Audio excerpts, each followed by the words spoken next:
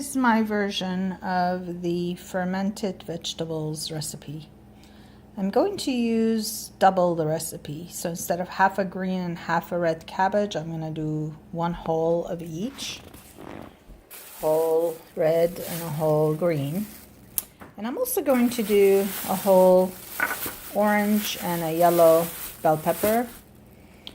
I'm also going to do different kinds of onions, shallot and regular onion, as well as green onion. Here's somewhere. Here we go. And the other ingredient is a whole fennel. And since this is a big fennel, it'll be the same as the little fennel I normally use for half the recipe.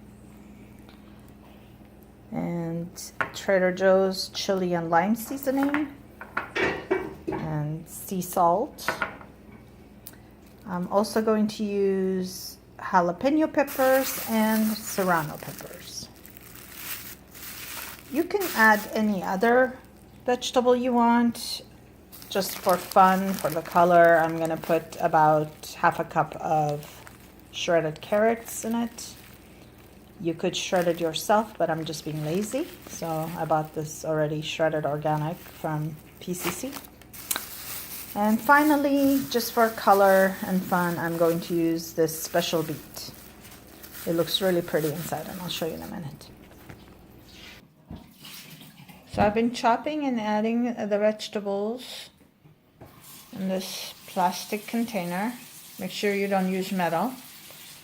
I'm thinking I may end up using maybe 3/4 of the cabbages because there isn't a lot of room left and I still have quite a bit of the vegetables left to do.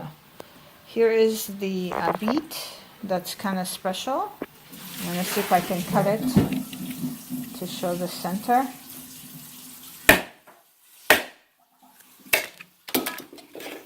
See, it's pretty, and it's going to be just a little bit of it throughout. I'll chop it finely. This is what it looks like as I chop it. This is kind of full, so I'm going to add the salt after I use the potato masher to push it down somewhat. And then I will add the salt and mix it in, and then keep pushing it for probably 10 more minutes afterwards. So I'll show you what it looks like after I'm done.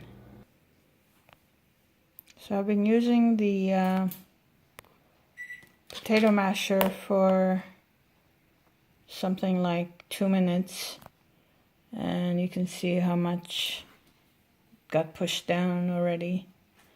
And it's also getting wet. It's like I never add brine, or almost never. Usually it's totally covered in water by the time I'm done with the 10 minutes of mashing it. And you can use your hand if you want. To review, I've used 3/4 of a green cabbage and a little more than half of a red cabbage. It was kind of bigger than the green one. I've used half a red onion, 3 green onions, about 1.5 jalapeno peppers with the seeds, and 2 serrano peppers with seeds. I used 2 tablespoons of sea salt and 1.5 tablespoons of chili lime seasoning.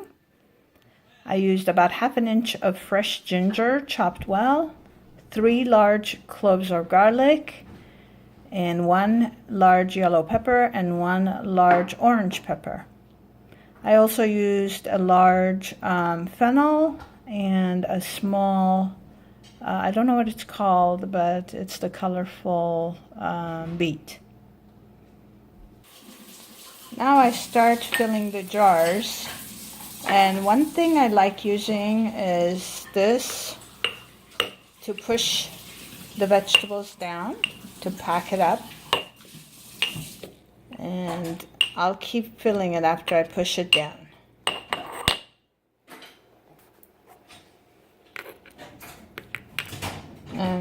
I haven't added any brine to this. As you can see, as I push it down, more and more of the red juices come out.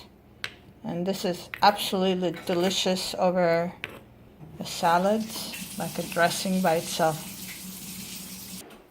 One thing I forgot to mention is save some large pieces of cabbage. That's to cover the vegetables with, because you don't want mold to get into the vegetables you're fermenting. If there is mold, it'll be on this top leaf that you're putting in there. It's gonna hold everything down, and you can just throw this top layer away in 3 days, and everything underneath it would be beautiful and clean.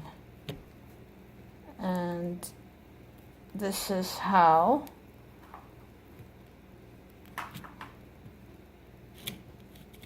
it should look, with about an inch or so of brine on top. That, again, we didn't add to it. It just came out of the vegetables. Finally, I put cheesecloth on top, and I keep it in place with a rubber band.